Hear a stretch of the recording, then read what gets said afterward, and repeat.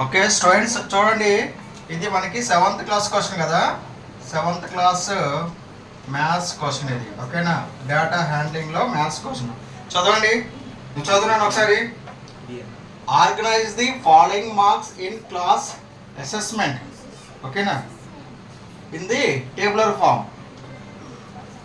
ఓకేనా, 4 6 7 5 3 5 4 5 2 6 2 5 1 9 6 5 8 4 6 7. ఓకేనా, అసైన్మెంట్ ఇచ్చారట. సార్ ఏం చేసి చెప్పండి, క్లాస్ టీచరు స్టూడెంట్స్కి అసైన్మెంట్ ఇచ్చారట. అసైన్మెంట్ ఇచ్చాడు, వాళ్ళకి వచ్చిన మార్క్స్ ఇచ్చాడు. ఓకేనా, రైట్. ఎలా ఉన్నాయి చెప్పండి, వినాలి. అసైన్మెంట్ ఇచ్చాడు. ఫస్ట్ వ్యక్తికి ఎన్ని మార్క్స్ వచ్చినాయి? 4 మార్క్స్. రెండో వ్యక్తికి ఎన్ని మార్క్స్ వచ్చినాయి? మూడో వ్యక్తికి ఎన్ని మార్క్స్ వచ్చినాయి? లాస్ట్ వ్యక్తికి ఎన్ని వచ్చినాయి? 7 మార్క్స్. అట్లా మార్క్స్ అంటే మీకు ఎగ్జామ్లో కండక్ట్ చేస్తే వచ్చిన మార్క్స్ అనమాట. వినాలి, రైట్. ఓకేనా, ఇప్పుడు దీంట్లో ఏమంటాడు చెప్పండి, which number is the highest అంటున్నాడు. దీంట్లో హైయెస్ట్ నెంబర్ చెప్పండి, అంటే హైయెస్ట్ మార్క్స్ వచ్చినాడు చెప్పండి. చెప్పండి కౌశిక్, హైయెస్ట్ మార్క్స్ చెప్పండి. 9 కదా. So therefore 9 is the highest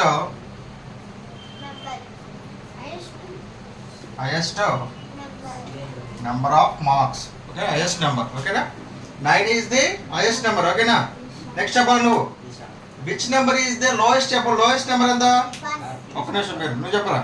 lowest number అని చెప్పండి. దీంట్లో కనిపించే దాంట్లో లోయెస్ట్ నెంబర్ అని చెప్పు. చెప్పారు, నిన్నే అడిగింది. 1 ఎక్కడ ఉంది? దేని పక్కన ఉంది 1? వాడు చెప్తే ఇక్కడ 1 అని చెప్పిండు. 5 పక్కన 1 ఉంది కదా. 5కి 9 మధ్యలో ఉంది. ఓకేనా, చూస్తూ ఉండు.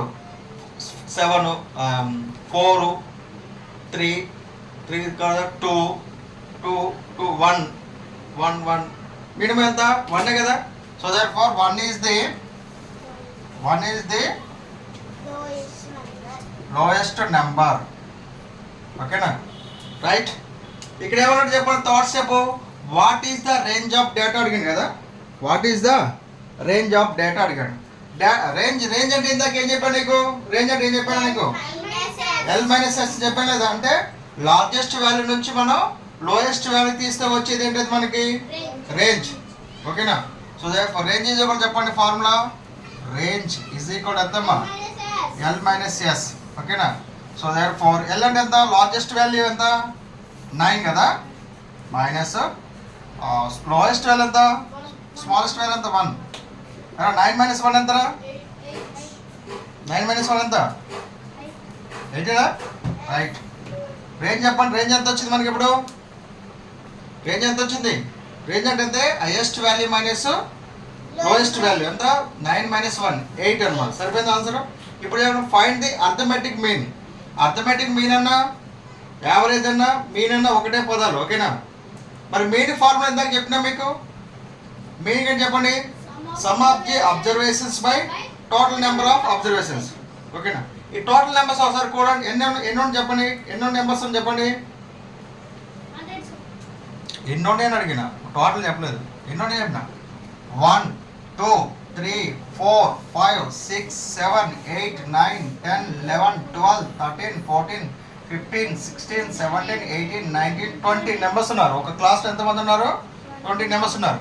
అంటే వాటి అన్నిటిని కూడి 20తో డివిజన్ చేయాలి.